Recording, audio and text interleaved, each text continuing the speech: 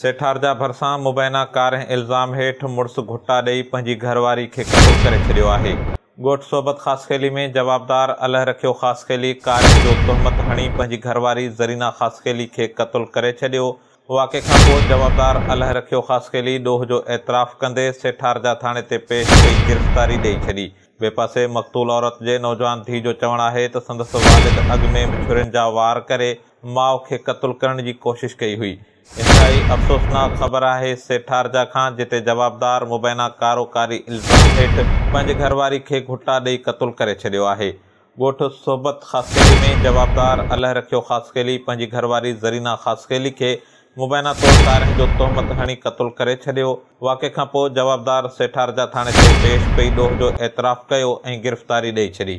जॾहिं त आख़िरी इतलाउनि ताईं पुलिस जे ख़िलाफ़ केस दाख़िल नाहे कयो। पुलिस जो चवणु आहे त लाश पोस्टमार्टम लाइ इस्पताल मुंतक़िल कयो वियो आहे। रिपोर्ट अचण बैदि ई वाक़े जो केस दाख़िल कयो वेंदो। ॿिए पासे मक़तूल औरत जे नौजवान धीउ जो चवणु आहे त संदसि वालिद अलह रखियो ख़ासखेली अॻु में बि माउ ज़रीना खे छुरियुनि जा वार करे क़त्ल करण जी कोशिश कई हुई। HSTV news सेठारजा।